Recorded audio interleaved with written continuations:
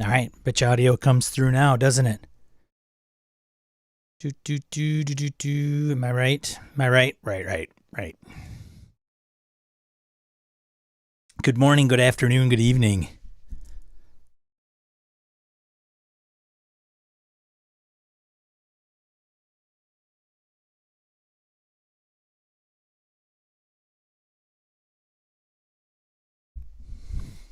Yeah, my audio. So, it dawned on me why my audio didn't work. Not right away, of course, because that would just be silly.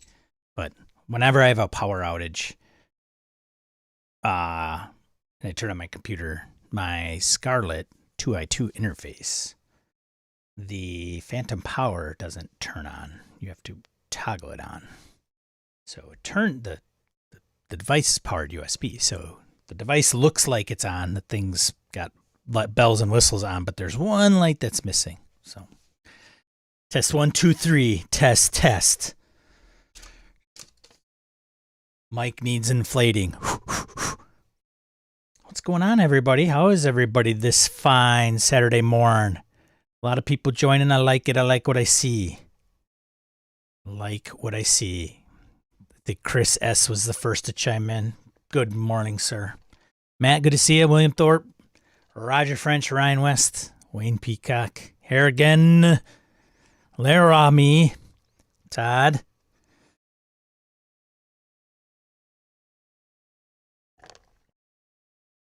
How is everybody? Living Ritual, good to see you. I should practically my glasses.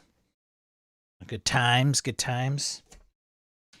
What's new, Magoose? I'll tell you what's new. Nothing's new. I don't think so. Laramie made it. Yes, time for a nice 8 a.m. beer.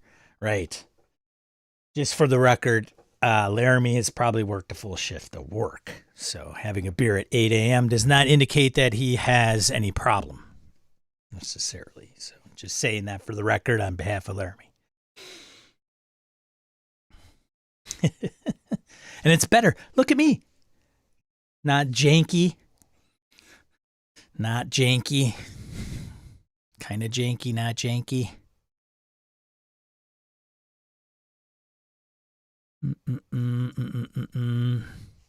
There are other indicators for that, yes. Living Ritual. Spring has almost broke here in the mountains. Yeah, a couple of long nights, and I got woken up 2+ hours early yesterday. That's good. Todd Crapper, wait, we need a reason to drink in the morning. This does not compute. Mimosas, Bloody Marys, pale ale, beers.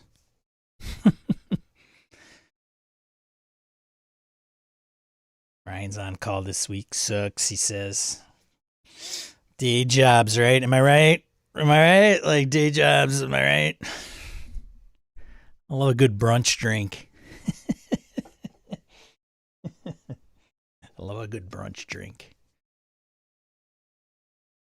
Yeah. Have you seen the world, Todd? That's reason enough. Yeah. Yeah, just say no to Canadian wildfires. This is what I'm saying. Just say no. Stop Canadian wildfires. You know what it is? They don't have Smokey the Bear up there. That's what they...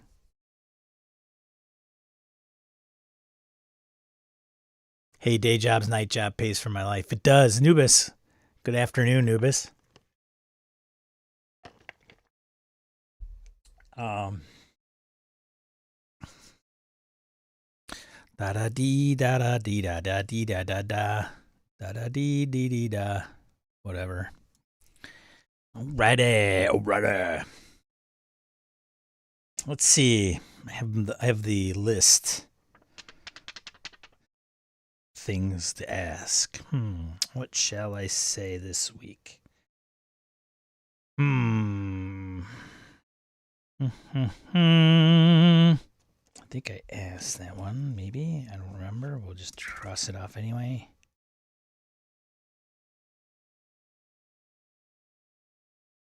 Okay. Yeah, this is a good one. It's going to make you think.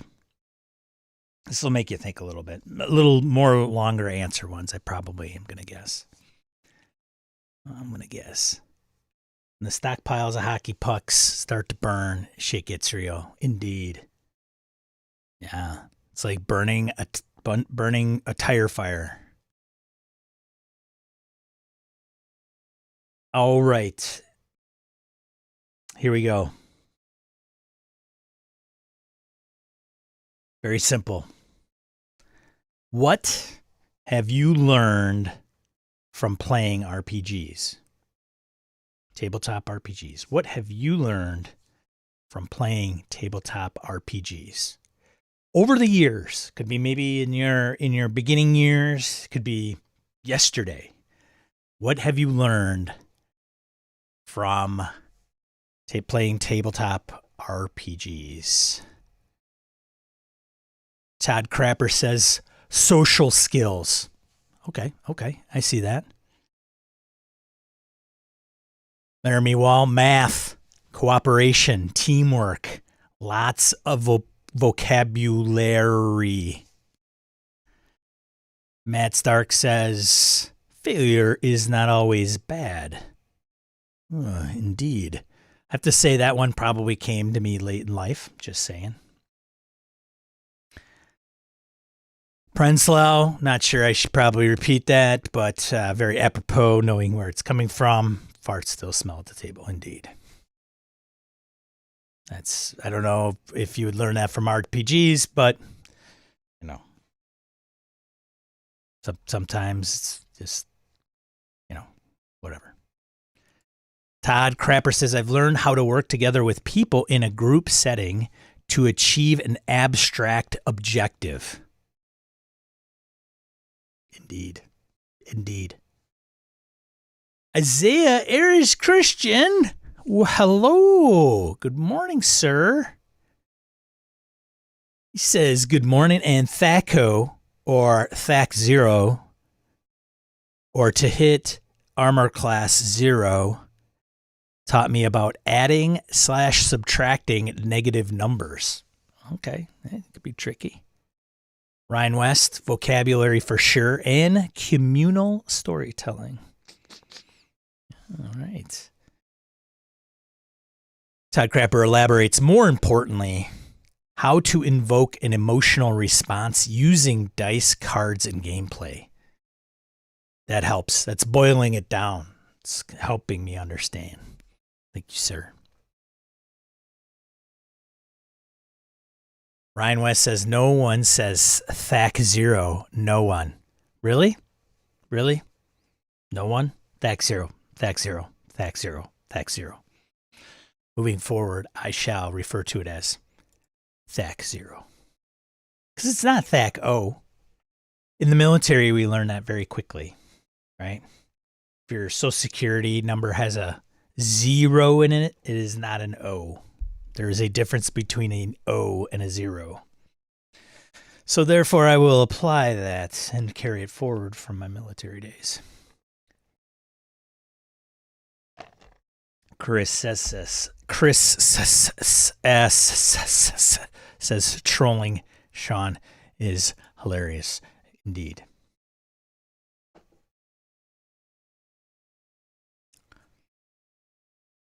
Chris says the difference between telling a story and crafting a story spontaneously. Oh, very, very good. Very well. Todd Crapper says, say Thac 0 in the mirror 3 times and Gary Gygax's spirit returns. That's right. With a vengeance even. Spewing high Gygaxian terminology.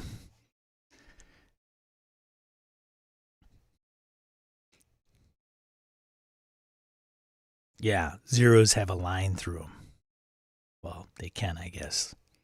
They should be more narrow, by the way.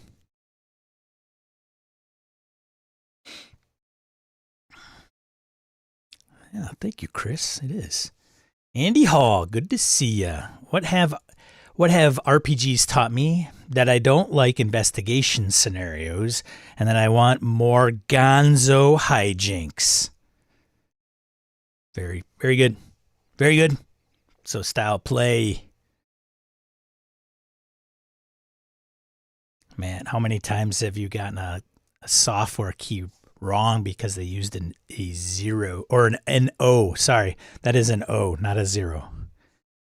Power word THACO. Well, Andy, I like investigates. I'm not good at running them. Nubis says that he's learned from playing tabletop RPGs, herding cats, managing different expectations and play styles within the same game, storytelling, managing story beats and tempo, relishing, realizing what matters during actual gameplay versus prep, still learning. Right. I mean, everybody's learning. We always continue to learn, grow as individuals. Living Ritual D&D shaped most of my life and hobbies. I got into spelunking, wilderness survival, combat training, also my love of history and the paranormal. All just me trying to live as an adventurer. That's awesome. Very cool. Oh, here we go, Harrigan. Taught me to memorize huge swaths of the AD&D DMG and to improvise. Yeah, that's a task in and of itself.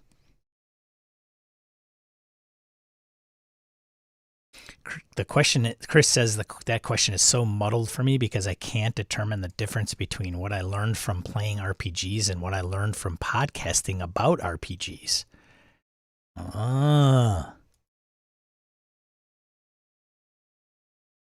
Prenzlau, always play with people you can fully trust. That's a good one. That's a good one. Because if you can't trust them,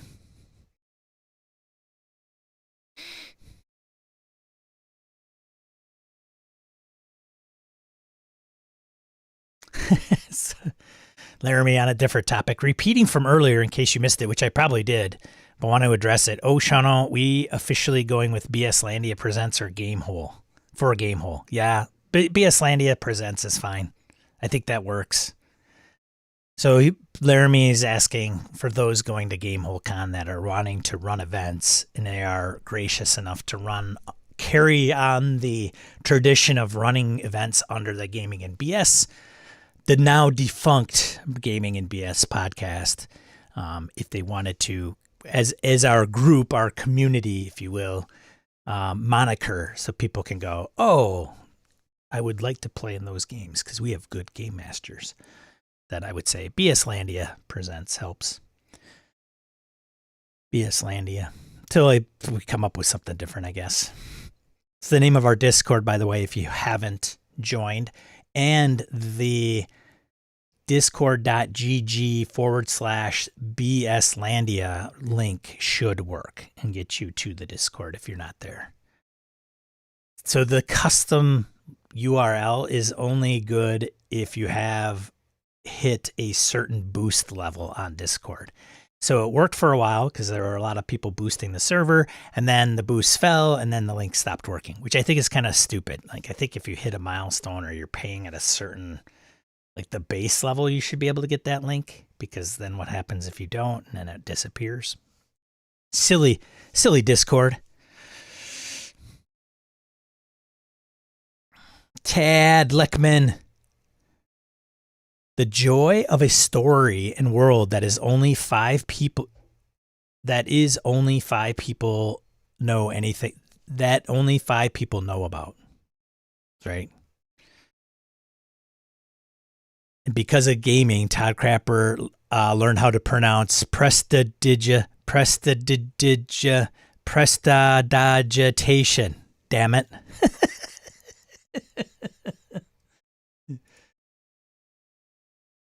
The words, all of the words and the math.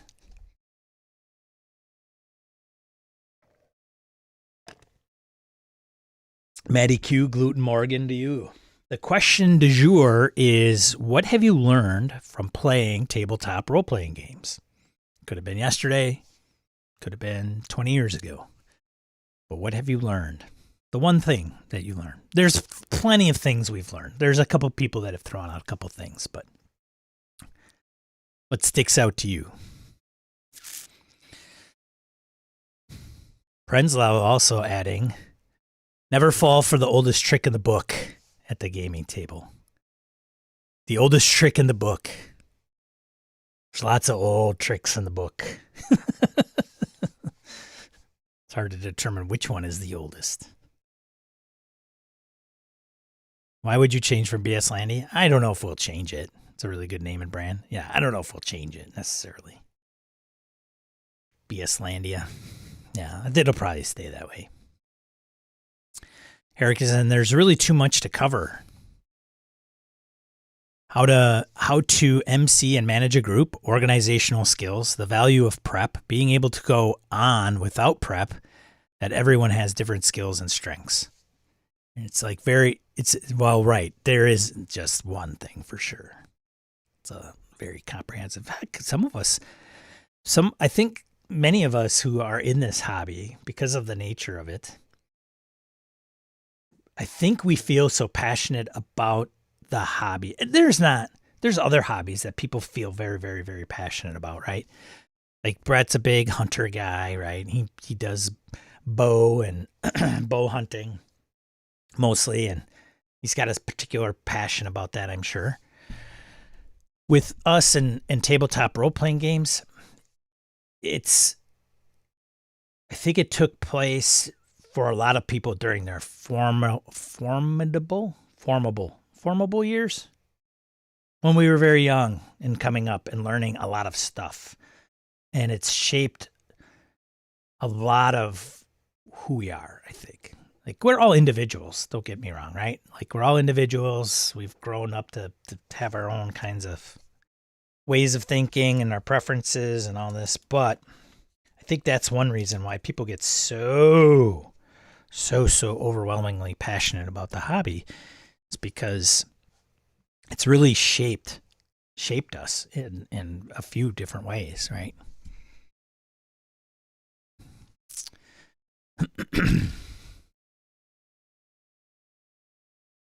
Formative. Thank you, Ryan. It has not obviously helped me with my vocabulary. Always cater to the difficult egos at the table. Parentheses, Jeff.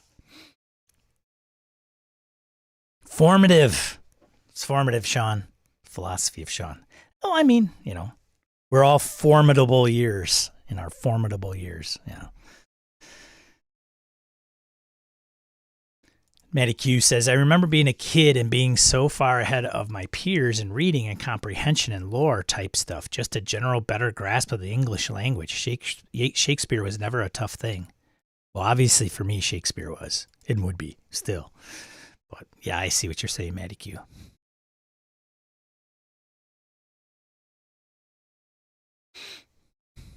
Yeah, I don't know, Laramie. I'm with you. I'm not going to argue the point because I am. There's some words I just can't remember the context of. But yeah, I think I mean, I'd have to say probably on average, the tabletop gamer is usually pretty smart cookie, I would say. But yeah, I would say for myself, I haven't mentioned it, but I would probably have to put out there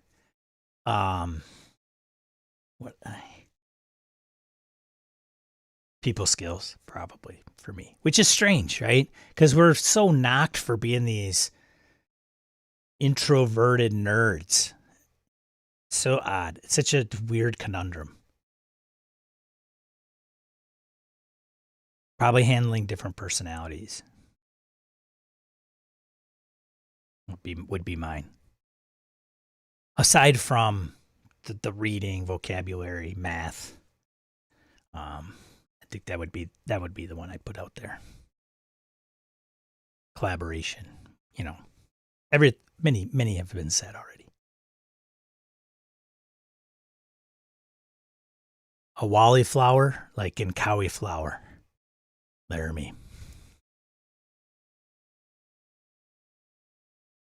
Prenslaw says gaming adeptness and people skills are often divergent.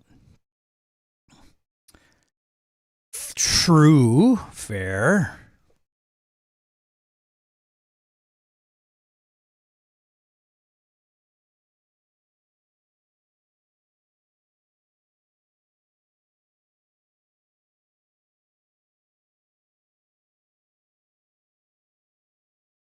Todd says there is something about discovering like-minded community to help bring folks out of their shell. Yeah, we're all in this boat together. It's another thing, right? I think through that. It was a weird time. I don't know if it's the same anymore. I don't know because I'm not 13. But some of you have kids. I don't know if it's the same dynamic. I mean, I'm sure there is to some degree, right? Like kids can be kind of ruthless. But going back to some of the days and circles that we might have run in, I mean, it's always the painted picture of the outcasts, if you will. But finding the common ground of the D&D group. Just as ruthless now, for sure. I don't doubt that in the least. Harrigan being a parent of 2. Yeah. Instead of calling them nerds and being ostracized as nerds, it's probably something else. Who knows? Or it could still be that. I don't think some of that stuff ever goes away.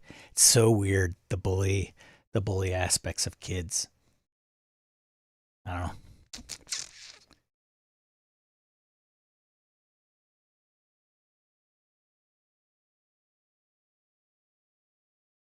Yeah, I did hang out with older guys, older friends. Wayne Peacock says it was and is a great example of the importance of story, how fundamental it is to the human condition, and the inevitability of a joke based on a bodily function when adults get together. Wayne has, whether he's learned it through tabletop RPGs, his approach to wordsmithing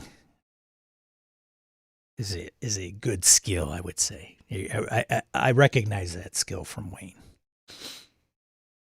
Lou K. Good to see you, Lou K. Welcome. Lou K says it's obvious, but tabletop role-playing games teach us how to role-play. Indeed. We play different roles in a sense all the time in real life. So there's hardly anything tabletop RPGs can't teach us. Yeah, it's a good point. Good point. Yeah. Thanks for everybody contributing. Much appreciated. No wrong answers, of course. Very personal.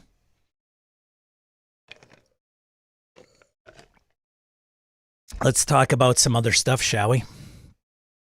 Let's talk about some things that are going on in the hobby. News. Releases. Let's see. Where do we want to start?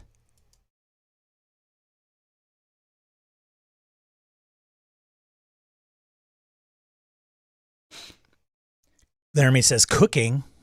Tabletop RPGs have done a lousy job of teaching me to cook. Harrigan will vouch for me. I'm a lousy cook. Well, I mean, there's always room, I would imagine, for things to get better through RPGs. Now they have cookbooks, by the way, Laramie.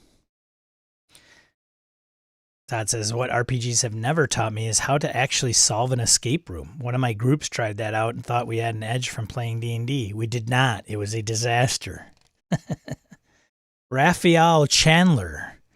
It's a big big escape room guy. Who interviewed him? Wasn't Todd. It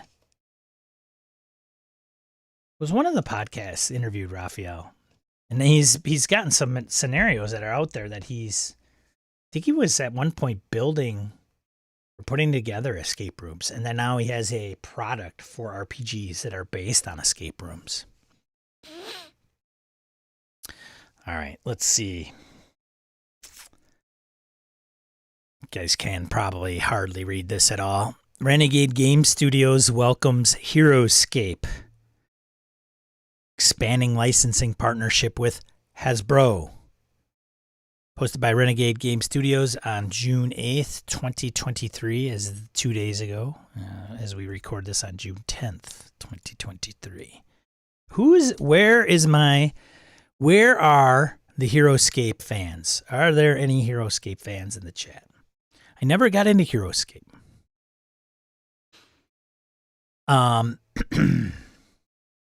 Originally proposed for relaunch in October of 2022 by Avalon Hill on Hasbro Pulse's crowdfunding platform, HasLab, fans shared an outpouring of support for the game's revival. Now the organizations have come together to usher in the long-awaited return of HeroScape for the hobby, mass, and specialty markets.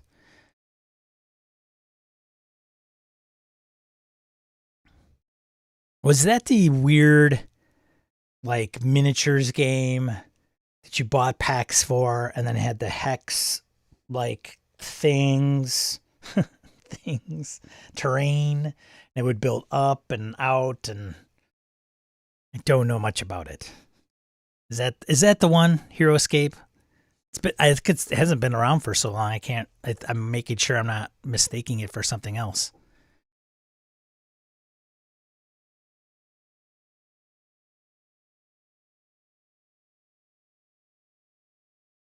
Weird Hex Minis game. Something like that. Yeah, that's spot on. The Hex terrain. It's like the big plastic ones, right?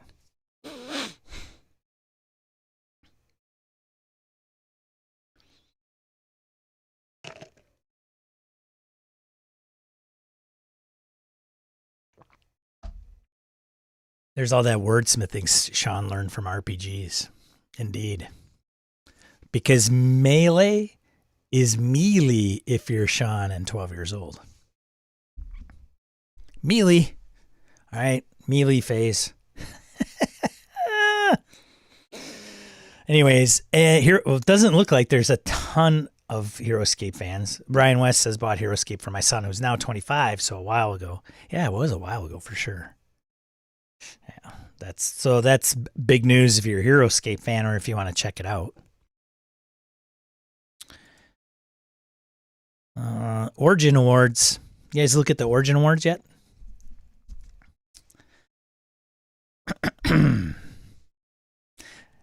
There, me, Sean, I'll do you one better. Scenario.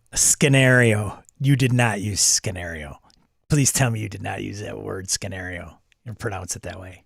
Isaiah says, my wife used to get triggered by my brothers and me mispronouncing melee. And I believe, if I'm not mistaken, Isaiah, like your wife is in the academic space, correct? Academia, if I'm not mistaken. Is that right? Todd Crapper, for me, it was Melly. Mel-E. Still is sometimes. All right. There you go. We could just make up words. Words. Making up words. Origins Game Fair by Gamma. Hi, Gamma. The Games Manufacturing Association, which I heard is moving to Kentucky, where I think they're in California now. Is that right? Like they're moving venues? I'm not sure. I should have probably brought it up. I saw an article on it. It's a nonprofit organization that aims to look after hobby games. So Gamma is usually a trade org, right? Most of the FLGSs and other publishers can become members. You can become a member of Gamma. I don't know if you knew that. Pay as an individual member so much a year, and you can get access to some things. I don't know. A jewel in the crown is the Origins Game Fair that is held in Ohio, an annual tabletop convention which attracts crowds and prestige. Detracts prestige. Interesting word choice. The Origins Award is a big draw and includes our Origins RPG, Origins board games, and other categories. So the nominees for the 2023 awards are out. The event Origins runs this year from June 21st to the 25th, the Greater Columbus Convention Center. Game of the Year, Boop. Boop by Smirk and Laughter Games. Please tell me there's a dog's nose that's involved in that game. Castle Panic, 2nd Edition Deluxe by Fireside Games. Decorum by Floodgate Games. Dungeons and Dragons, Dragons of Stormwreck Isle Starter Set by WotC. Flamecraft by Lucky Duck Games. So far, even the Dragons of Stormwreck Isle I don't have. I don't think. No. So I don't have any of these so far. Flamecraft by Lucky Duck Games. I mentioned Magic the Gathering Universes Beyond Warhammer 40,000 by Wizards. Star Wars Pandemic Clone Wars by Z-Man Games. Taldore. Is it Taldori? Is it Taldore? Is it Taldori? I don't know.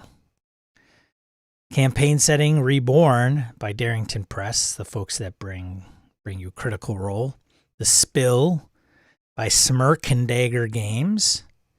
So there's Smirk and Dagger Games and there's Smirk and Laughter Games? What? So is Smirk both in both of those companies? Lost Home of Monsters by Foam Brain Games. Board games I won't get into. Strategy won't get into, but you can check those out. Thematic, apparently. None recognized there. Card games won't get into. Children's games. Collectibles. I didn't know they had all these before. Or did they all have them and Sean just didn't pay attention to them? I don't know. Miniatures game. Role-playing games. Let's get there, shall we? Role-playing games, RPG core. Now we're getting into some stuff I know. Blackbirds by Andrews McNeil Publishing. That is from the Zweihander folks. Blade Runner, the role-playing game by Free League. As a Free League shill. Hey, all right. Coyote and Crow. God, they're just all over. They pop up in everything. Coyote and Crow by Coyote and Crow. Or Coyote and Crow. I really don't want to offend any coyotes or coyotes. Again, vocabulary, Sean, not high on the list from having learned from RPGs. Tea Time Adventures by Snowbright Studio. And then the last one in that category, The One Ring by Free League Publishing. That's right. So, yeah, Free League making an appearance. RPG supplements that are on the list for nominations of the Origins Awards. Agents of Dune by Modiphius. Blade Runner Starter Box by Free League Publishing. Fallout Starter Box by Modiphius. So Modiphius showing up. Warhammer Fantasy Enemy Within Volume 5 by Cubicle 7. And then a Zweihander Starter Box by Andrews McNeil. Accessory, I don't know if these are, I guess these are RPG accessories. It's kind of its own thing, I think. But Call to Adventure Art Decks by Brotherwise Games.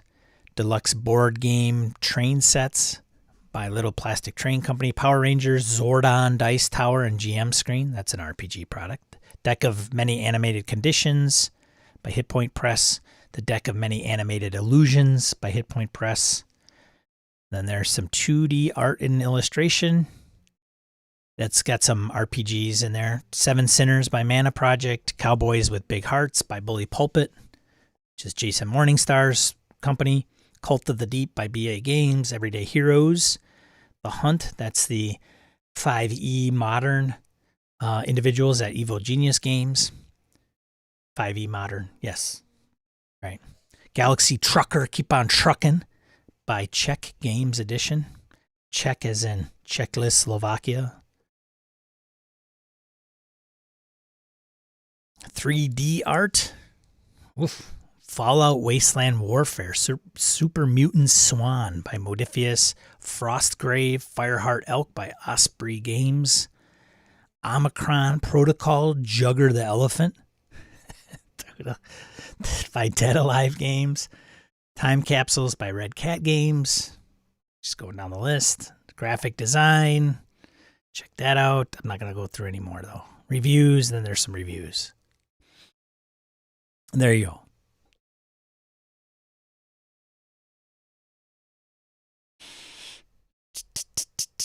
Mr. Smirk is double dipping. Smirkborg. Yeah.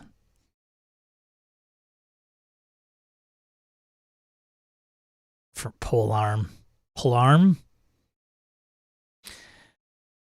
Isaiah says, and with my mother-in-law speaking French to her all the time when she was growing up, the pain multiplied. Ah, the old melee.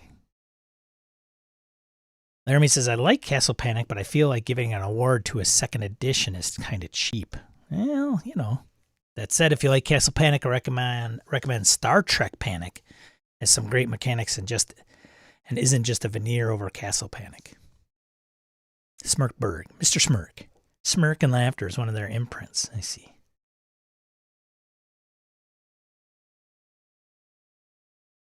The RPG market is saturated. Bah! I don't even know if you know. I don't even know if you know how saturated it is. Oh, Wayne. Wow, I own and seem to care about 0 or O of those. Okay, now you're just trolling me, Wayne. Magic Gath isn't a card game? I don't know. Galaxy Trucker. Check it out. Ryan West. I love me some Frostgrave. There you go. Ryan's got he's Frostgrave guy. He recognizes that. Oh, I better do a refresh because some of my things didn't come up here. All right. Heroescape mentioned. Free to download.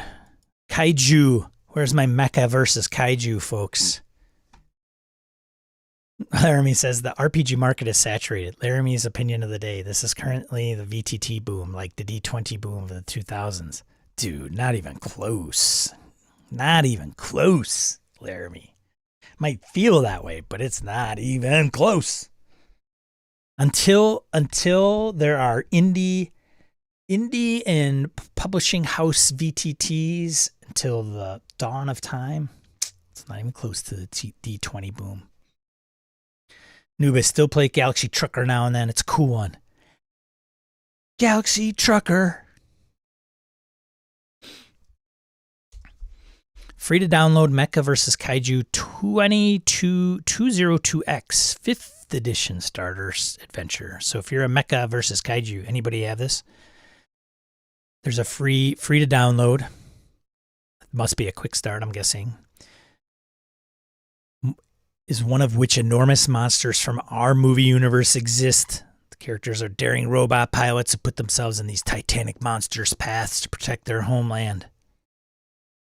5th edition, a version that adds dynamic resolves and narrative capabilities to 5e, is introduced in the Mecha vs. Kaiju 202X starter adventure.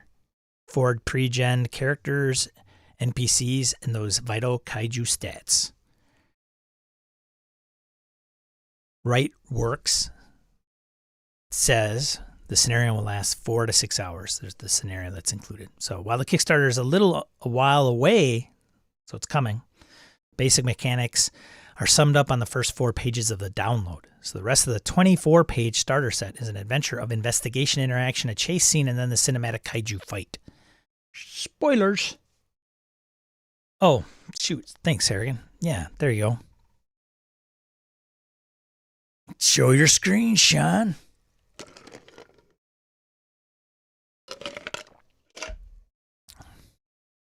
There you go. Kaiju.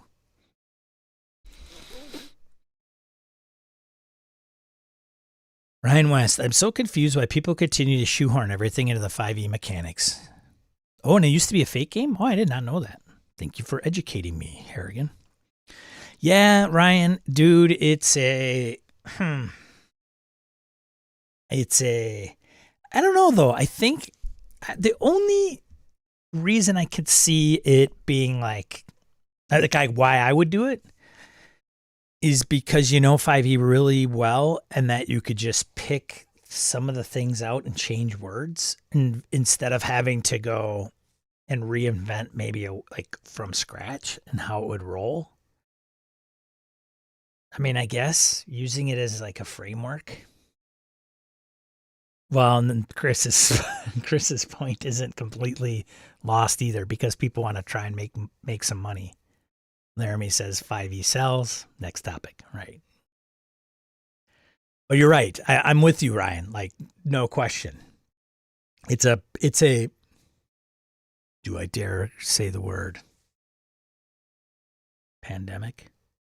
It's not a pandemic. It's an epidemic. Epidemic?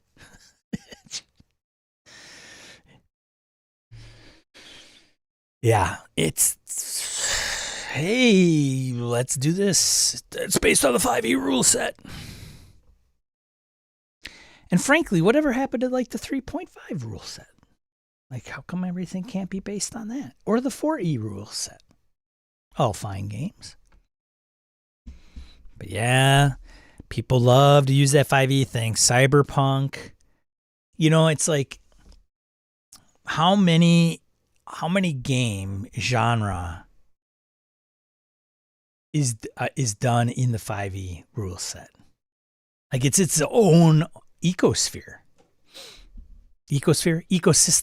God, I'm terrible. I should have drank this morning.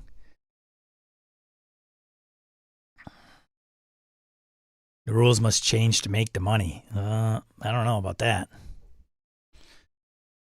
I think they Panacea? Yeah, probably that, Lou. Panacea. Yes. Give it a year. This Illuminated World and Dagger Heart game can help change things a bit. Yeah, maybe.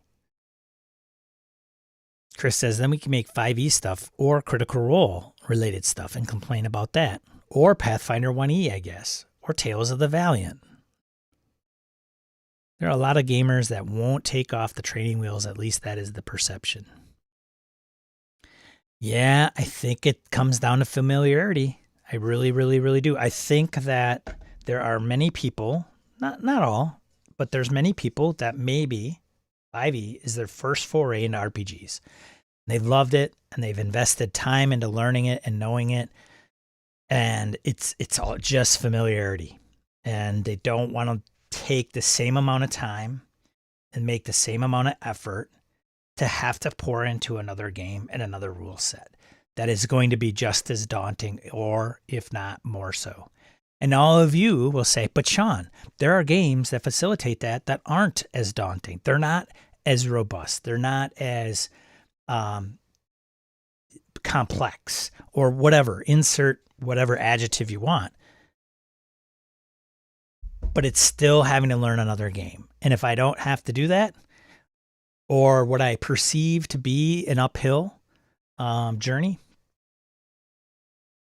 Mecha versus Kaiju 5e all day. Sentimentality probably plays a role in that for sure.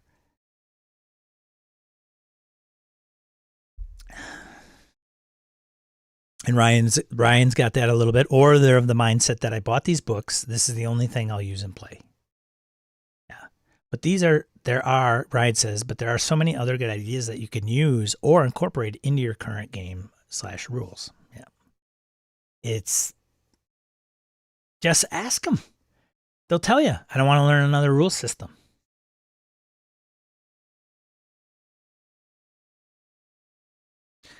I think that there is probably I don't think that's I don't think that's an invalid argument necessarily. It might be frustrated for people, like even especially Todd, right? Some Todd and Chris who are making games, and if they're not 5e based, getting those people from the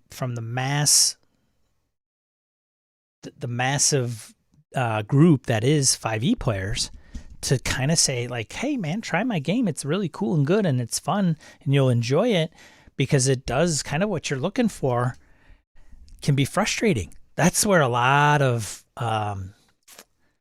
angst comes against WotC. Like there's people thinking that it's a monopoly just because of that, when they're really not. They're really not. But that's how they look at them. They say, you know, give other games a chance. It's never going to go away. It's just because there'll be still holdouts. Shoot, there's holdouts for other games. Or other editions, whatever, I don't know. Let me see. What do I have? Anything else that's maybe interesting? Prenzlau says, the whole idea of gaming is to escape the rigors and doldrums of real life. So let us make games that are like real life. We want realism until it becomes too rational, and then we want the irrational back. Yeah, well, that's right. That kind of goes to the, well, you can fall 120 feet and still survive in a D&D game. That doesn't seem realistic. Like people would say that's simulationist in nature. So they want their fantasy world to be believable. But there's magic and dragons flying around. Like it's, yeah, the conundrum. Yeah, man. Wayne, it's funny that folks say that while they are also fans of baseball and hockey and golf. Well, yeah, that's kind of like saying fans are RPG fans and CCG fans and board game fans. I think a better analogy may be like I'm a baseball fan and I'm a major league fan, a triple A fan, a farm league, an A league fan of baseball, college baseball fan, little league baseball fan.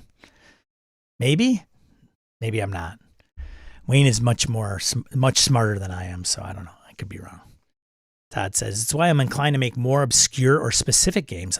If I'm not going to use any of the main systems on the market, why not go for broke and make something truly original? And for that, I admire you, man. Adrian, good morning. Thanks for showing up. Thanks for coming.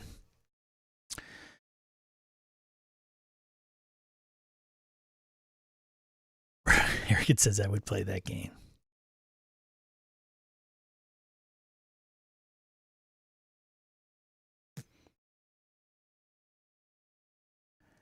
Chris says, I'm an NFL fan, but not a college football fan, so I get the analogy.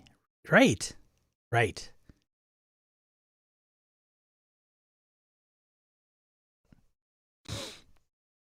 Battlefield Press, in a sad, admirable, heroic battle to continue. Battlefield Press, the founder, Jonathan Thompson, passed away in February. I think it was mentioned. If not, he ran the company, and as his brother, Adam, has found out, Jonathan did an incredible amount of work, and it was all on his shoulders. Jonathan was also the RPG designer for Gaslight Victorian Fantasy setting and Amarillo Design Bureau's Prime Directive, PD-20, a Starfleet RPG. So he says there are problems, but Battlefield Press will continue. And in a heartfelt open letter, Adam R. Thompson, brother and new president at the publisher, told fans, in February, my brother Jonathan, founder and president of Battlefield Press, passed away unexpectedly. I had not made it to my mother's front door before I made the decision that Battlefield Press would live on. So, admirable of his brother. I'm sure people that are fans of the products that they produce will be happy about that. Adam faced several problems gaining access to Jonathan's computer, equipment, and files. Yeah, isn't it interesting today? Like, if you're an independent publisher, like Todd, Chris, like, do you have those things publicly like accessible for other individuals? Chris, I know you probably do because you got a team of individuals. I know Todd. I know Todd. You work and collaborate with others, of course, but I don't know the entire scope of Broken Ruler Games. But he says the other problems gaining and securing access to Battlefield's accounts, like money, probably, gaining access and using Battlefield's shopfront, Kickstarters, debts. Like, yeah, I can imagine the hill this person's had to climb to get this back on track.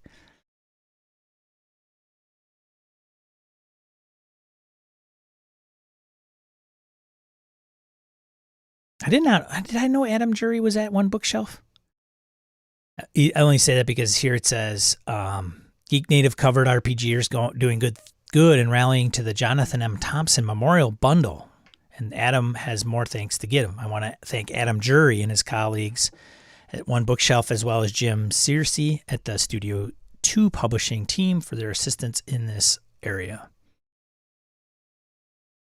Apparently, there's some Kickstarters that might be outstanding.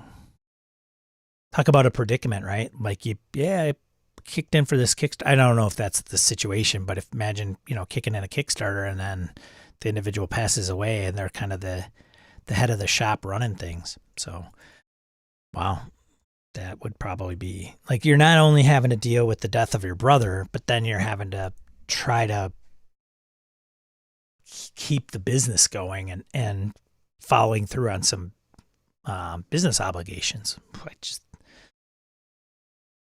He could have easily said, I don't need this, but good for him for taking on that no small burden.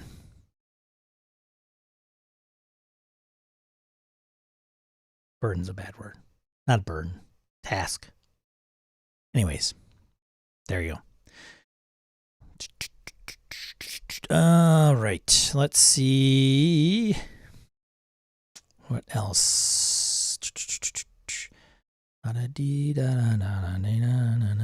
you guys see this bundle? The Big Bad bundle? You guys in the Big Bad Con? Do you know Big Bad Con? Big Bad Con. Big bad con. Do.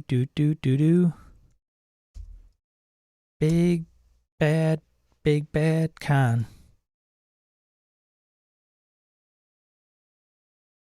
It's a decent bundle. I have not gotten into it because I might have most of these. I don't know. This is like a $25 PDF bundle. If you were to buy all these separately, it'd run you about $140.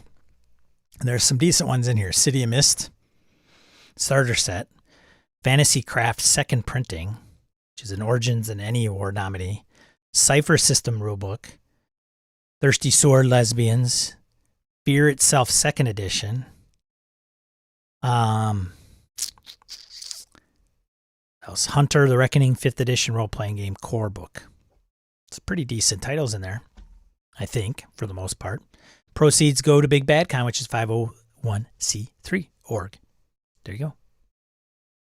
So you want to take advantage of those and you don't have a book or two in there, the bundle itself will cover it.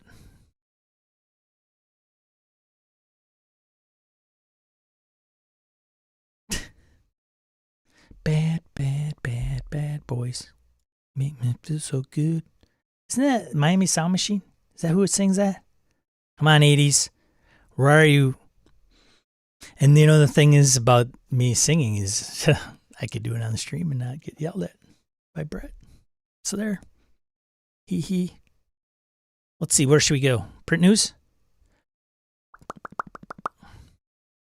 Just want to say thanks to geeknative.com for consolidating some of these articles.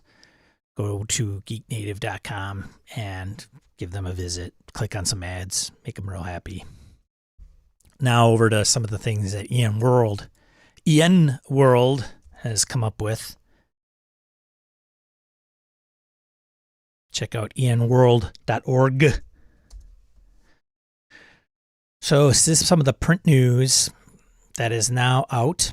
Some of these might have been covered when they were crowdfunding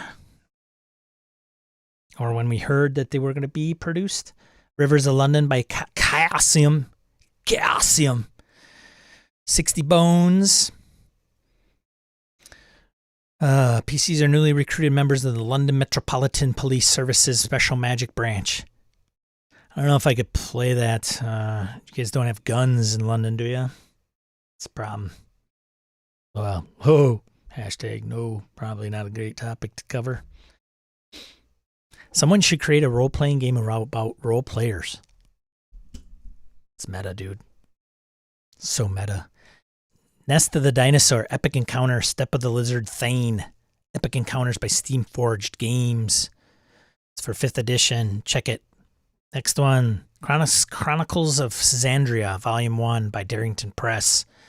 D&D 5th edition. Well, those things are to be going bye-bye, aren't they? Like, what's the print run for this? And then will they do another one now that they're pivoting off of 5th edition? Please stick with podcasting. Oh, okay, Matty Q. That tells me you want to hire me to do a singing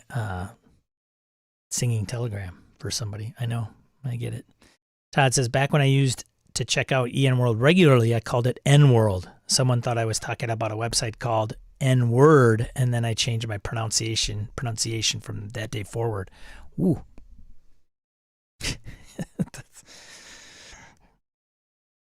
The Deck of Many. So this is for all 5th edition. Oof. It's a lot of decks.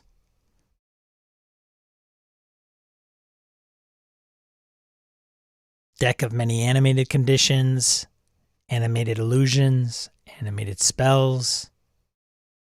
6 and 7. 9 for spells. Animated spellcraft and animated townfolk. Oof, that's a lot. Here we go. Lines Drawn in Blood and the Time Is Now by Renegade Game Studios. Hunter the Reckoning and Transformers RPG. Anybody playing these games? Hunter the Reckoning or Transformers? I got a question. So it says Hunter the Reckoning 5th edition. Okay, now I can only assume that it's Hunter the Reckoning's 5th edition. But would anybody go, wait a minute, they ported Hunter to 5th edition? God damn it. Hey, thanks, Harrigan. God damn it. Let's back up. Epic Encounters, Xandria, Chronicles of Xandria. Here's the decks. The Xandria book is just an art book? It is? 250 pages of art. Oh, yeah, it is. Well, there you go. You're right, Ryan West. I'm sorry I doubted you. I should have just assumed.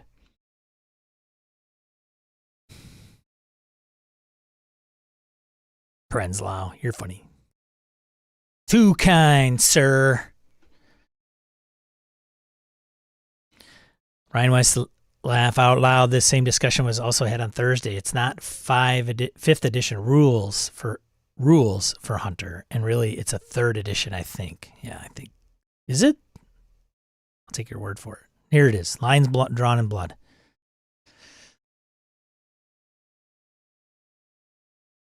Gregor's Guide to Gates by Uncle Steve's Gang.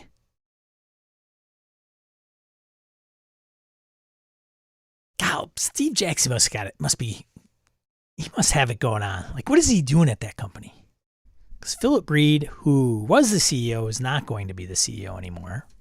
He obviously is still contributing. That's what that was him stepping down to do more in the design piece, right? But man, Steve just kicking it, making big bank. Love you, Uncle Steve. Softcover supplement OSR and fantasy RPGs. Describes magic portals, gateways to other worlds. Details of each gate are more descriptive than mechanical, making it easier for GMs to incorporate these ideas more easily into many fantasy RPGs. Sprinkle these gates across the world, and PCs may stumble their way into an endless adventure. I've always been partial to gates and portals. I don't think I use them enough. Forbidden Lands, I put one in place, and I've been, I was dying to put that somewhere, and I finally got it put into place. For the game that I ran with Harrigan and Phil and Kevin and Wayne. But I'm not a big fan of gates like rifts. Like, I don't want to put a gate in a fantasy game that takes them from, like, what is it, the knight in King Arthur's court, or the, what is it, space cowboy in King Arthur's court. Like, I don't want to genre mash too much. Oh, we're playing D&D. Cool. All right, now you're out in space. Or a spaceship. Like, what's the module? No thanks.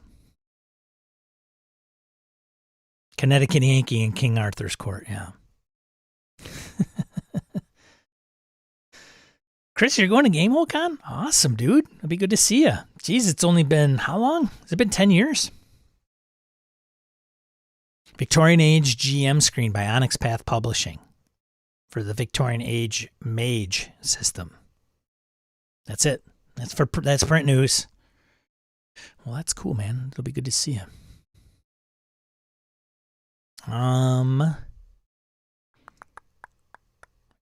I should have probably just started with news. I promise I will share my screen this time. I promise. As a matter of fact, I'll do it right now. Yeah, Game Home's going to be fun. It's a couple people are kind of on the fence again, but apparently they've pulled the trigger. I have not bought a badge yet. I have to do that, and I got to submit a game. I may be running Hyperspace D6. I may run Hyperspace D6. Let's see. So news digest for EN World for this past week.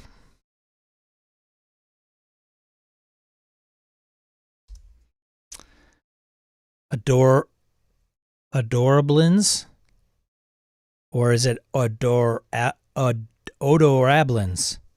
Adorablins, or is it Adorablins, or is it Adorablins? 2024 5th edition core rulebooks. Huh? What? Huh? What is this? Huh? Honey, what? Wizards of the Coast released a new video with Todd Kendrick speaking with Jeremy Crawford titled, "What are the 2024 5th edition core rulebooks?" I'm confused. Crawford reiterates that the new books are still going to be 5th edition, but just an update to prepare the game for its next decade. The new rulebooks will include all the best material from the original 2014 release, with the new material plus old material that has been refined.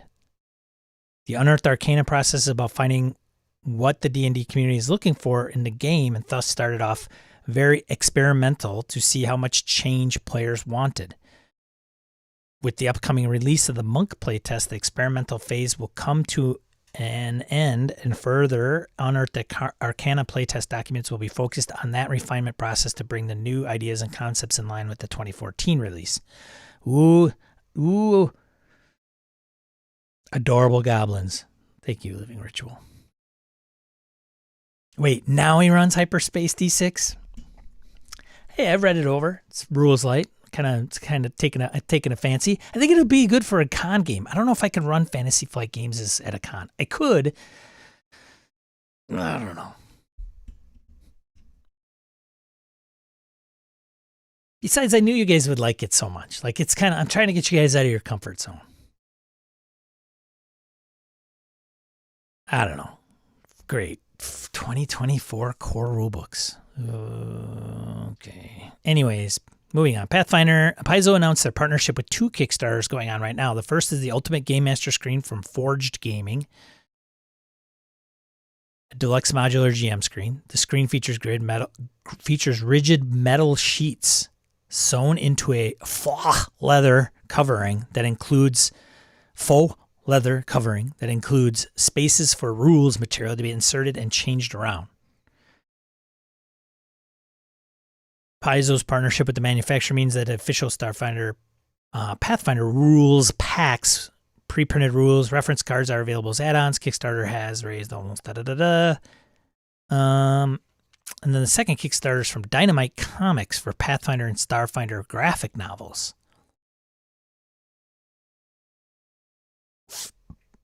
Origins Awards, we went through those. Star Trek Adventures, prepare yourself for Warp 10 excitement. Modiphius released more information about the Lower Decks campaign guide for Star Trek Adventures. Preview includes the full table of contents for the book. I thought it's not out. I thought it was out. It's not out. They're just promoting it. It's not something I'm interested in. I haven't watched the animated series. So Chapter 1 presents State of the Galaxy, post-Voyager, pre-Picard setting. Chapter 2 is about Starfleet support ops and discusses the sort of duties that the support level Starfleet officers perform. Chapter 3 is about the lower decks themselves. What's it like working below the command staff?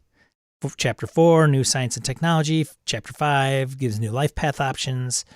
Chapter 6, GM advice for running a lower decks campaign. Chapter 7 features new starships, starbases, shuttles, and other vessels. Ooh, on and on. Check it.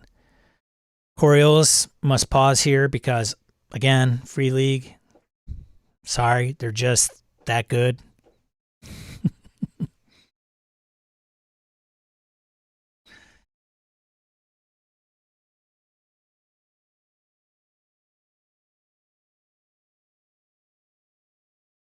Chris says, I wonder about this con game versus campaign topic. What are the 6 to 8 session campaigns? Just one story, one season, in and out? Any one game like that?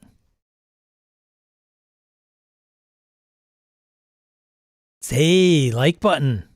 Todd, you're something else, buddy. Thanks, buddy. Yeah, hit the like button before everybody bolts and gets bored and leaves. Or hit the dislike button. Whatever. If you subscribe and hit the bell, you'll get notified when I go live or put up a new video. Thanks, everyone. You're the best.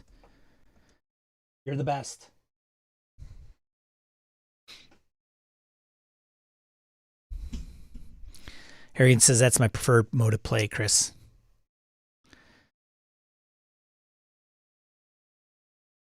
Free League shill incoming. Yeah,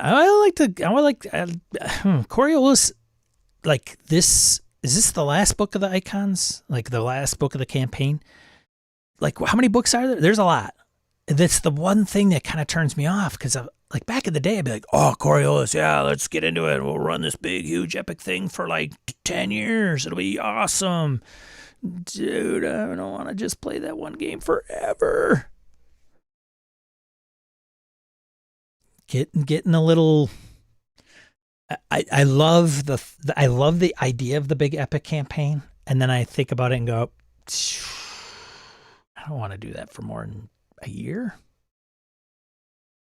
But anyways, Coriolis, in dreams and visions, something calls out in the dark space of the third horizon, a new presence or something old. This book includes extensive information, including events which threaten the third horizon. 3-part adventure that spark a war, a metagame where the GM and players can play out fleet movements of the war, an extensive appendix with over 20 ship types. Have a sneeze coming on. Battletech. There's a kerfuffle on Reddit. All I could say is RPG in here. We'll go like this. Context. RPGs. LGBTQ. Pride Month. Reddit. You could probably make the conclusion yourself. There's a kerfuffle on there, and some mods got kicked out, and then somebody came on and said, hey, Battletech is for everybody. So there you go. That's the story. That's it.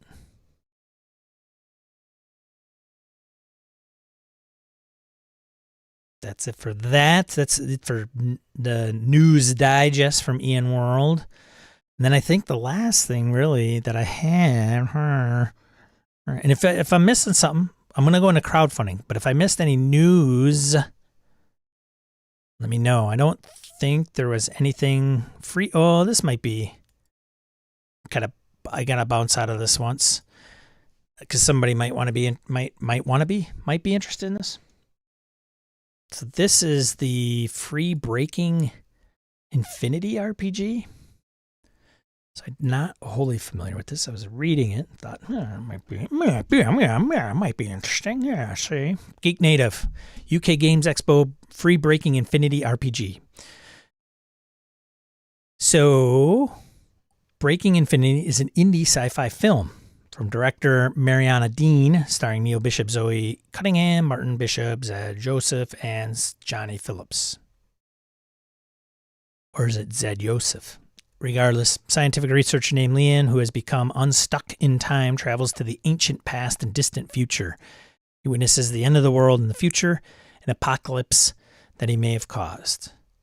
So their free physical copies of the lightweight tabletop RPG are available at the UK Games Expo, which you may or may not be there.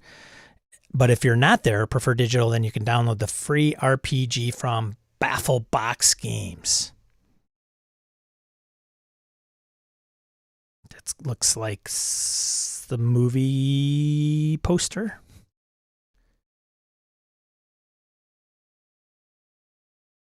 According to the market, it will come to Amazon Prime, so it's not even out yet. Netflix and other streaming platforms. It'll be aired at the gaming convention first.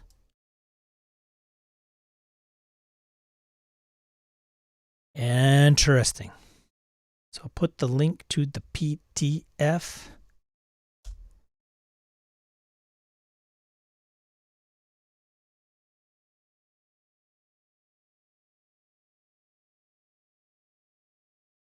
Kind of straightforward.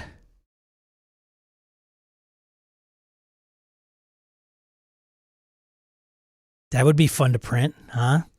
Right? Yeah. Well, there goes my toner. I go out and buy another one. Anyways, I wanted to bring that one up. Sounded kind of like an intriguing plot basis, RPG basis. Let's see. Here we go.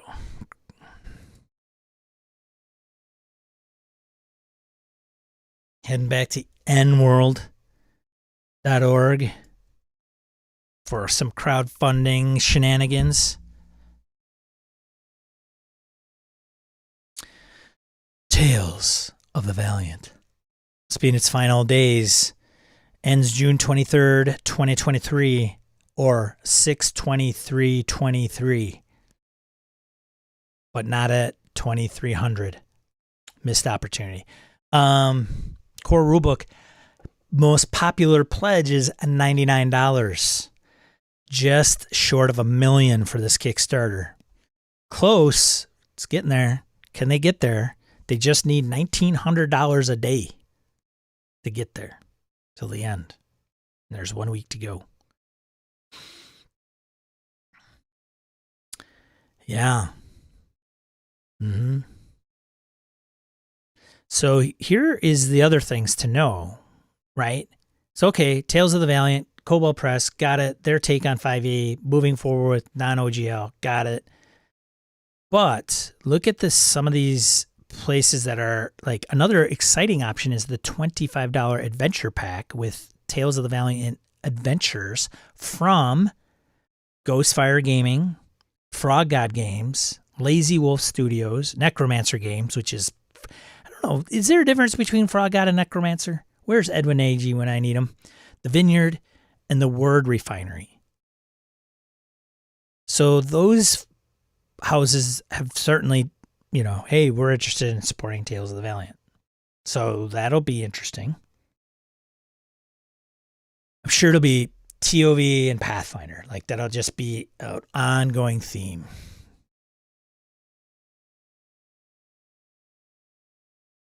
For just $1,900 a day, you could help a publisher make a game.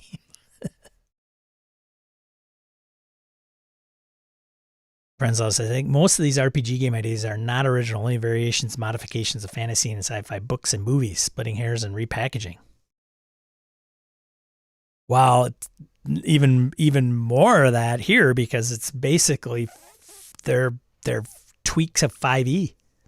It'll be 5.5.5e. But if it puts food on the table, I guess.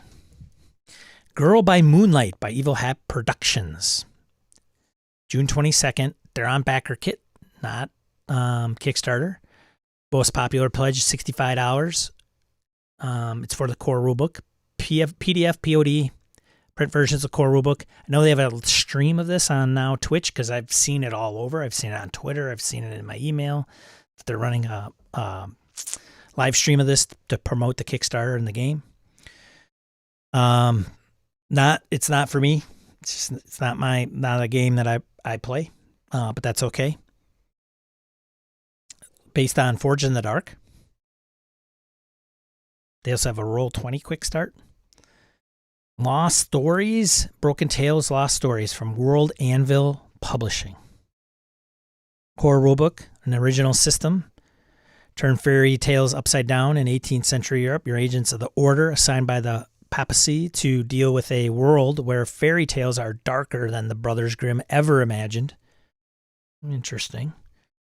Campaign offers a reissue of the core rulebook with classes, enemies, Rome, and so much more. So it's €83 for shipping and handling. They're funded. You see, you'll need to see so much of the Disney source material in a new light. Yeah. Snow White and the Seven Dwarves, like in this world? Ooh, could be interesting. Anyways, moving on. Deck of Player Safety from Tom Nelson. RPG accessory. Funded and an $800 goal.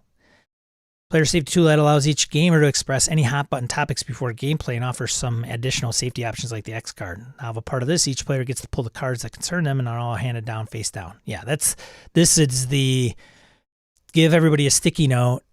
They put it down, put the sticky notes in a pile, then read the sticky notes, but just a more card fashion. Madinat al-Asrar, the City of Portals. For 5th edition OSE, $50 for the source book. Book offers setting and campaign that covers 1st to 7th levels. City State, a collection of atolls connected by bridges and portals. What if you had trolls guarding those bridges in a city state connected by bridges? Be interesting, huh? I'm full of ideas. Funded $17K out of 12, 1 week to go. They came from the RPG anthology, Onyx Path, Story Path system.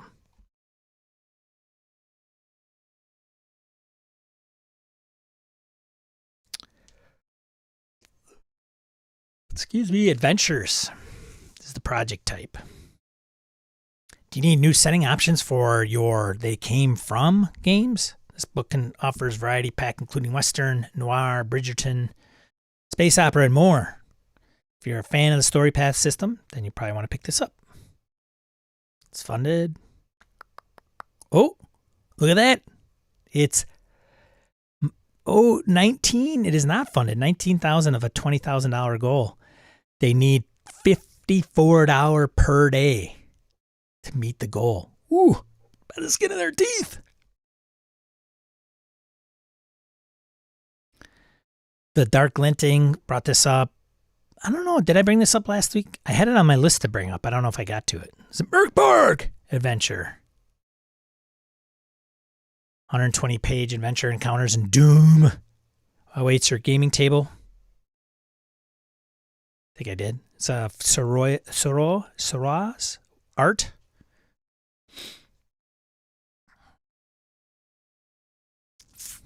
Funded. Assignment. Easy D6 Danger. What? Easy D6 property? What? Assignment Danger from Hounds and Jackals Games and Magic Easy D6. Some fans of Easy D6 I know of. Core rulebook, Canadian, $14 Canadian, which is like $3 US, I think. Just kidding. Just kidding. Just kidding. Just kidding, Canadians. Just kidding. There's an AI art statement. Help support human artists due to so many people in the community stating they want humans to do the art versus AI. We would like to raise some money to pay human artists and make this offering as visually pleasing to backers as possible. So this is a 1960s, 70s spy danger adventures for your gaming table. Want an easy to learn D6 system. This RPG promises action-adventure role-playing options. What I like about this is that the spy options aren't limited to TV, movie, humans, but expanded to include sonics, cyborgs, and more optional content. If you want that kind of spy story, this RPG supports it. If you're interested in a broad RPG option, this may be right for you. I might check that out. I've played Easy D6. I always have a soft spot in my heart for spy or espionage games, even though I probably don't play enough of them. And that is it. That is it. Did I post the link? I did, right? I think I did. Yeah. That's it for the news stuff that I had to cover. Let me know if I missed anything. Put it in the chat. Although the chat probably won't let you put links in there, but I'm happy to do a search for it and bring them up if I need to.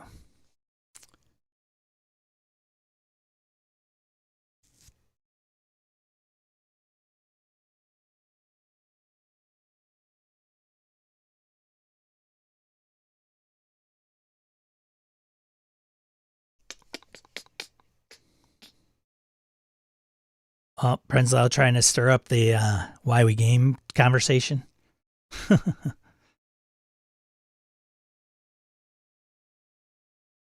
Ty Prunty. I think what makes RPGs fun is when you mash up a combination of, let's say, swashbuckling teenagers with magic. That's when the game becomes fun and interesting and something almost new. Yeah. You know, if that does it for you, hey, fantastic. I'm not a big genre mashing guy necessarily.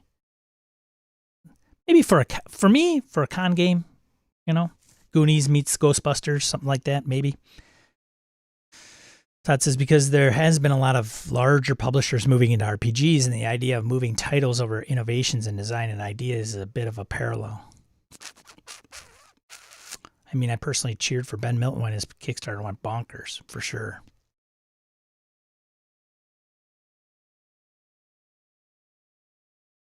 James Bond knockoff with crazy stuff. Yeah.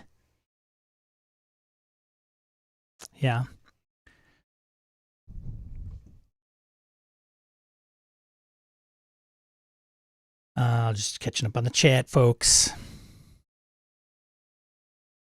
James Bond with XCOM. Yeah. Well, there's a lot. I mean, there's a lot of mashups. Lots of mashups for sure. The mashup, I don't know if I have any real mashups. The biggest one I probably own is Night's Black Agents. Probably. Delta Green, maybe. I mean, I guess those are two, right? Like you're playing real world agents, but you know, Night's Black Agents, you're killing vampires, which was hard for me to kind of get over.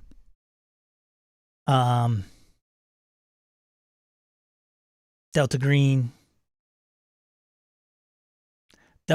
for me isn't about the spooky stuff. It's really about the conspiracy, the cover up, the wearing on the human psyche, the downward spiral of humanity. That's what gets me about Delta Green. It's not about the Cthulhu mythos.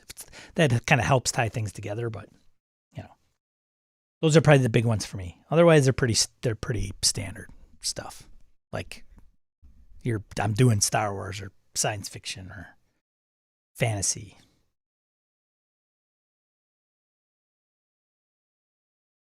I'm looking at my shelf thinking one's going to pop out. Nope, pretty standard. Pretty standard stuff. And the chat goes quiet. And the chat goes quiet. And I'm done a little early. Look at that.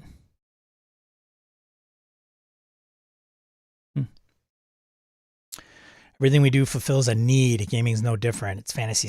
It's fantasy sharing if you think about it, but on a social level. Sure.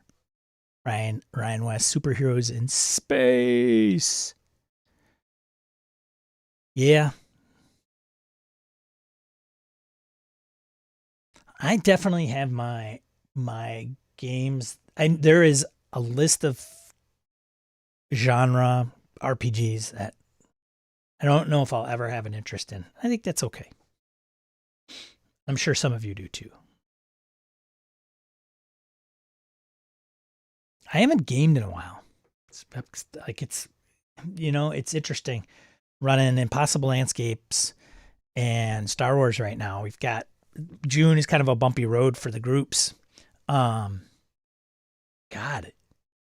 it'll probably be at least a month and a half of a break.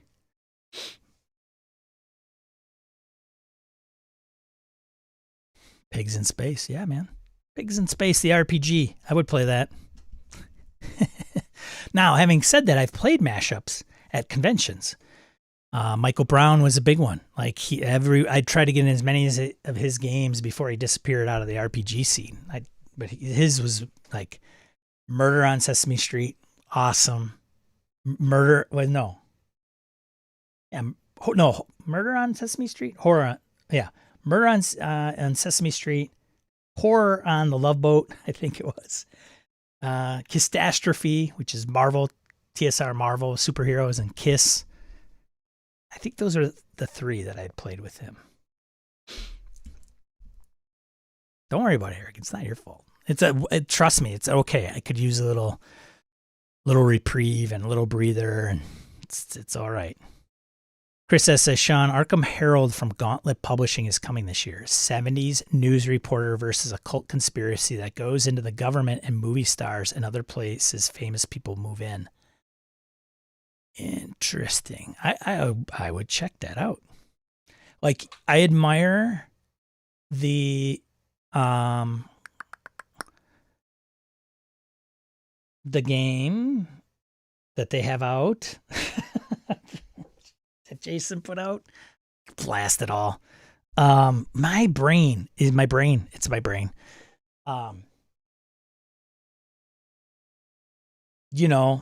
Old ladies investigating mysteries. God damn. Brindlewood Bay. Jesus. Yes, Brindlewood Bay. I admire, like I said, I've said this on the stream. I'm interested in reading it and how it works and plays. I would even play a game, but I'm not interested in playing Jessica Fletcher all the time.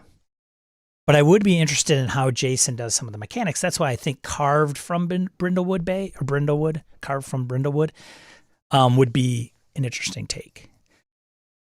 Because if it's got that and it just puts it into kind of a thing I grok, then I'm all on it. OG Cthulhu doesn't do it for me. Delta Green does. Although I do like Cthulhu, I just don't play it enough. And I think I would like it more with people that appreciate Call of Cthulhu. Like, I think Call of Cthulhu keepers, they just love that game. And they really do a good job at facilitating an experience that is Call of Cthulhu. I don't know why. Because I think the ones that I know run a lot of it, and I've heard good, like the ones that I know that run Call of Cthulhu, people will say, oh, you got to play in one of their Call of Cthulhu games. Like Bob Brinkman is one, Forrest Aguirre is another. And they aren't not Call of Cthulhu fans. Like they're big fans. Anyways. Chris says the between or public access is more what you want to check out. I had heard about public access. That kind of interests me too. I'm interested in talking to Harrigan because he's got the game that I brought up on stream twice now, which is the World War II license, a 0 engine licensed game, War Stories. Because to me, like I'm a military veteran. Some people will see me as a baby killer. That's fine. It's not fine, but whatever. But I'm interested in how that rolls as an RPG. Even Twilight 2000, 4th edition, I've paged through it. It's got some good life paths. But when you present a scenario, I'll just put it this way. RockCon in Janesville, in Illinois, is a big miniatures wargaming convention. They're not opposed to having people run RPG events there, okay? But it is primarily like bust out flames of war, bolt action, go nuts, right? Napoleon Wars, like all those old Gygax sandbox-based games, Napoleon. And it's one of the places to go if you're in that space. I went to the website just out of a wild hair. I think it popped up on my radar. And there were RPGs that were offered, and the ones that were, there were probably more Twilight 2000 games being offered in the RPG section than any other RPG that was out there, which is interesting. So there's obviously an interest in that space for wargaming, but like, how would you roll? I'm still kind of like, okay.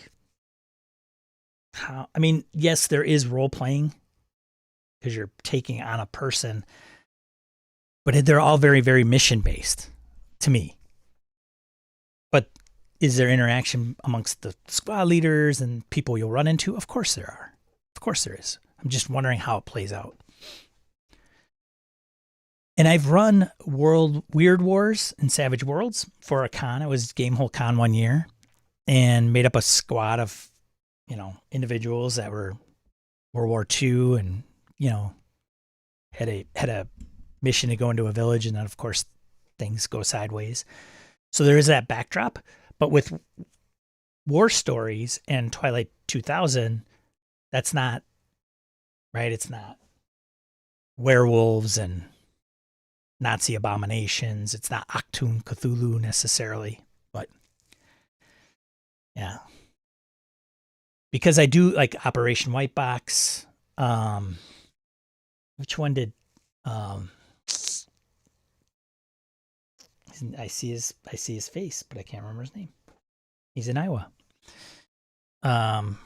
Shoot. He did the World War II game too. God blast it all. I can't remember. Anyways, later, Todd. Good to see you, man. Thanks for stopping by. What's up, Kelly?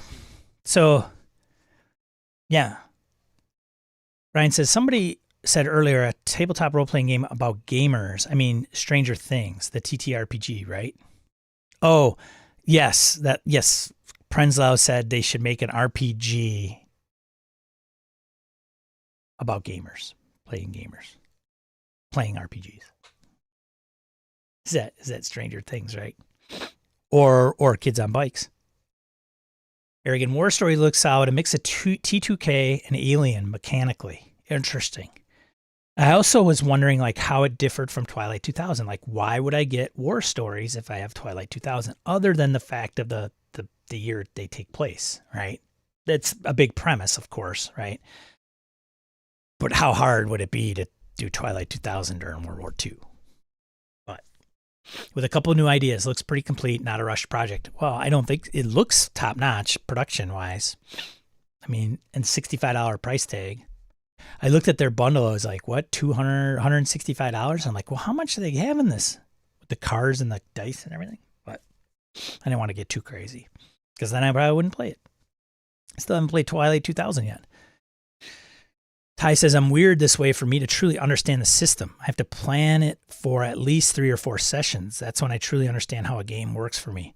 Yeah, I don't think that's unusual, Ty.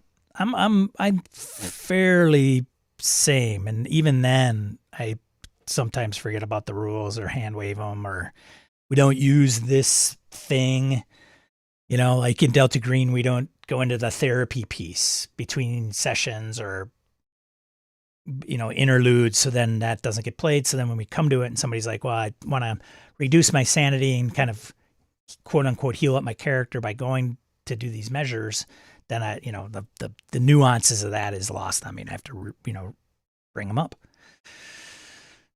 So yeah, I can understand that. Harrigan, the war story is very grounded. Looks like it's emulating gritty DC war comics.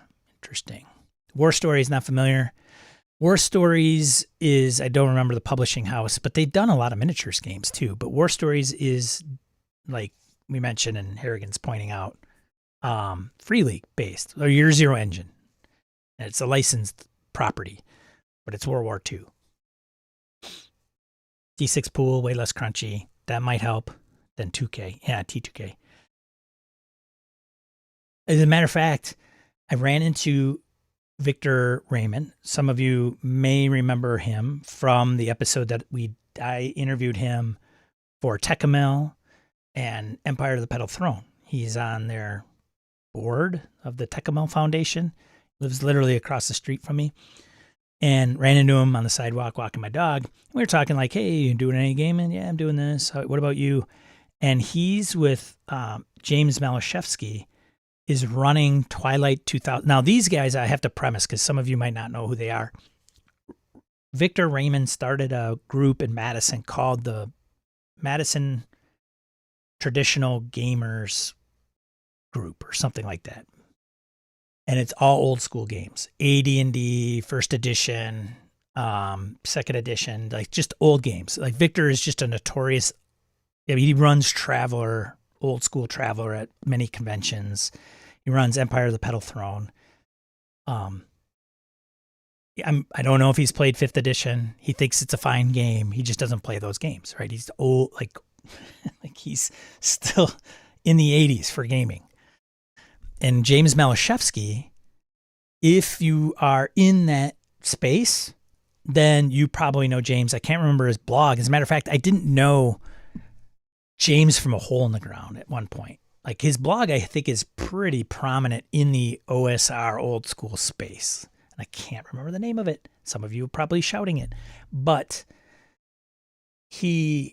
I met him because he was with Victor at a Game Hole Con. He's like, this is James. I'm like, hey, nice to meet you. And then I think is it Grognardia? Might be Grognardia. Then I later found out that, James is a relatively influential blogger in the OSR space. Anyways, that's the context. I ran into Victor and he's like, yeah, so what do you play? I said, what are you playing? He's like, well, James Malashevsky, you've met. And I said, yes. And he said, he is running Twilight 2000. And I go, oh, the old version? He's like, no, the 4th edition from Free League. And I go, oh, interesting. And Victor said, I've heard that it can be, some people will complain that the game doesn't have story pieces to it. Like it can be, some people's complaints is that that's more of a tactical type of game. So James is attempting to run it with a more story-driven element to it, is what he kind of explained to me. Which I thought was interesting. And I told him, I said, I haven't played it myself, but I heard it is very tactical. There's quite a nuance to, going prone, cover, running a certain distance, muzzle flashes, all that stuff plays a role in some of the resolution. So anyways, I just bring that up. I don't know what made me come up with that, but I think it was just the going on with the war element, war story RPGs, and how the story takes place. I don't know.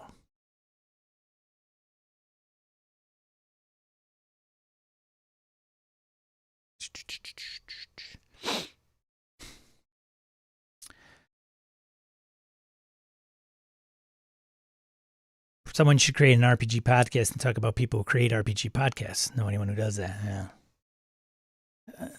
Very meta.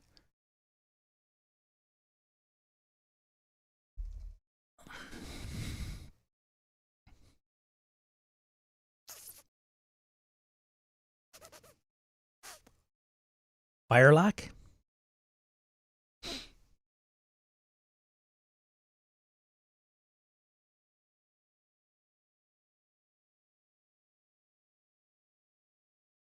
There is a couple of that's how I learn how to podcast, is listening to people talking about it, but not RPG podcasts, just podcasting in general. Found a quick start on Dave. Yeah, there's a quick start out there. I brought it up here, Wayne, a couple times. The quick start specifically, it's been out for a little while, but now you can get the full-fledged game. Hey, Orcus Dorcas, just wrapping up, buddy. Good to see you. Just in time to wrap things up here in a second. So Harrigan goes, T2K lacks overarching storyline. For the overarching storyline that Forbidden Lands has. An awful lot of the game is focused on the difficult journey and survival. Oh, Firelock makes war stories. Gotcha. Michael Holland, morning. Oh, hey, you and Orcus Dorcas waking up at the same time. Coincidence?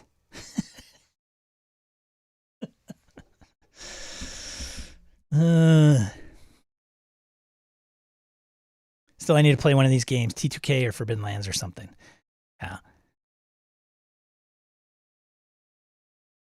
Yeah, I see the survivability of Twilight 2000 being kind of the story, and then running into NPCs and the dynamic that they have, and then the factions of warlords that come into play, and in war-torn Poland, World War II, I could see that same thing in the survival. So do they downplay the survival piece in war stories? I don't know. Walk of Shame was a long one. Hey, man, you guys popped in at the same time, not me.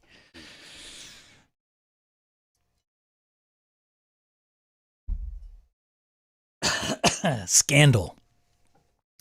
Saturdays with Sean chat scandal.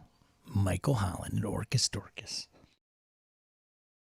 What turned out to be simple chatting back and forth in a chat room.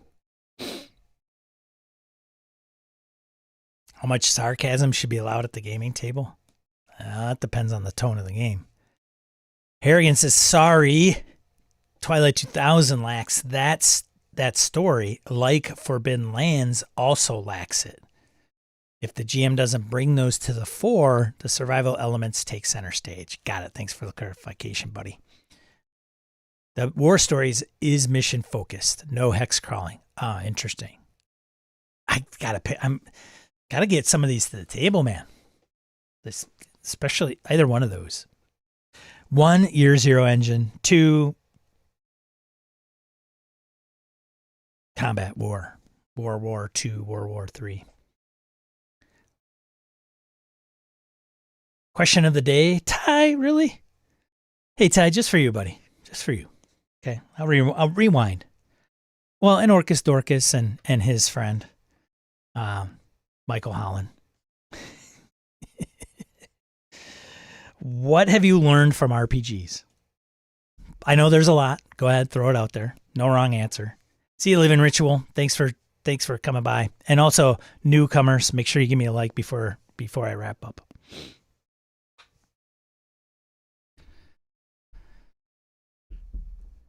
Yeah, Chris puts it up there. What have you learned from playing tabletop RPGs? That's it.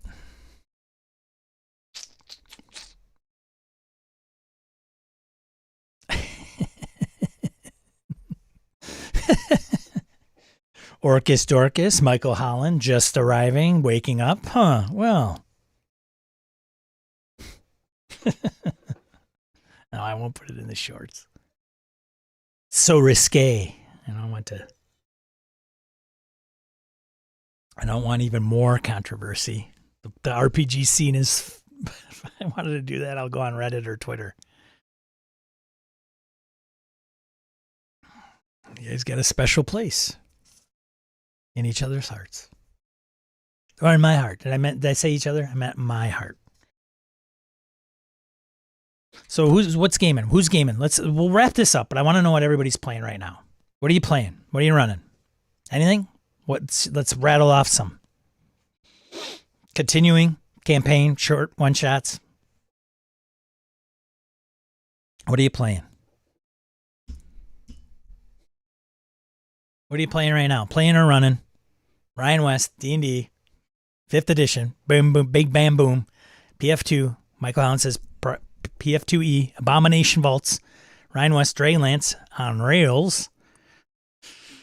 Well, you know, if you're going through all 13, 14 modules, the classics.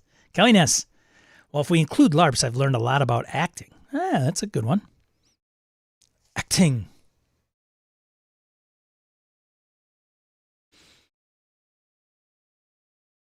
You can include LARPs, I guess. I mean, if you want. Love you, LARPers. Who else? What else is everybody playing? Only Ryan West and Michael Holland playing right now? I'm not at my keyboard, Sean. Orcus Dorcas playing Hyperborea, or formerly known as Astonishing Swordsmen and Sorcerers of Hyperborea. Playing a short season of 6 seasons on Sartar, and then running Masks of Lethotep. Where are you in Masks? You in New York yet? They left New York? Where have they gone? Interested. Inquiring minds want to know. Orcus Dorcas. That's a beast. That is a beast.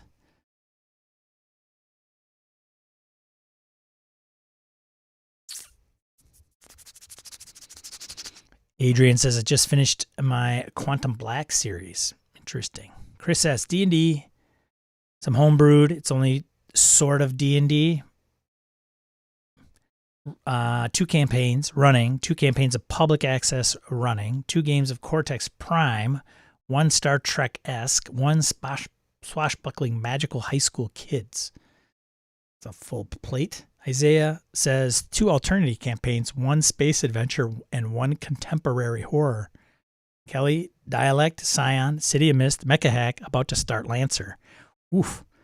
Ty, ICRPG, Warp Shell, D&D 5th edition. Awesome, Ty. Good for you, man.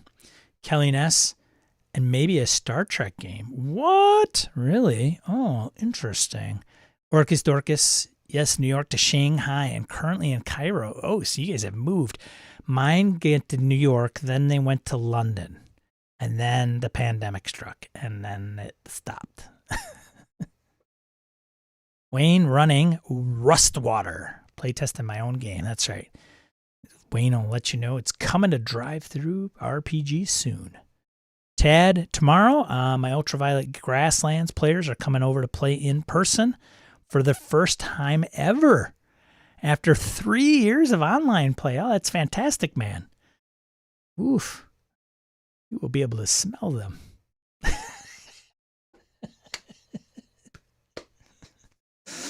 You should just go up to them as they come in. Thank you. Thank you. Wayne playing Beyond the Wall. What lies beyond the wall, Wayne? That's what I want to know. Are we privy to that? Still playing for Impossible Landscapes, Delta Green, and running Star Wars. And then who knows what's next, honestly. How much sarcasm is appropriate for a live stream? How much indeed? That is the ultimate question, sir. Enough. Ty Prunty playing an ICRPG, Warp Shell, and D&D 5th edition. That's awesome, Ty. Good, cool. Awesome. That's awesome.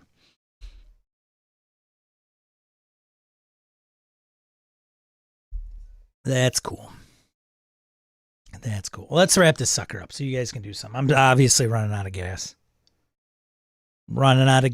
Thanks to all these kind individuals that are gracious enough to throw me a few shekels each month. Thank you so much. I appreciate it. If you haven't already, give me a like, dislike, subscribe, as per every YouTuber in the world, as usual. That's the just insert. And I don't have the animation to do that. I should probably put that up my game a little bit. So I'll be here every 8 a.m. Saturday next week. Talk more about all this stuff again. Do it again. Playing Star Wars, Force 5 from all around, of course. Of course, Wayne. Thanks, Tad. And if you haven't joined our Discord, join our Discord. It's good. Most of the folks that are in the chat are over there. We banter about this stuff on and off throughout the week.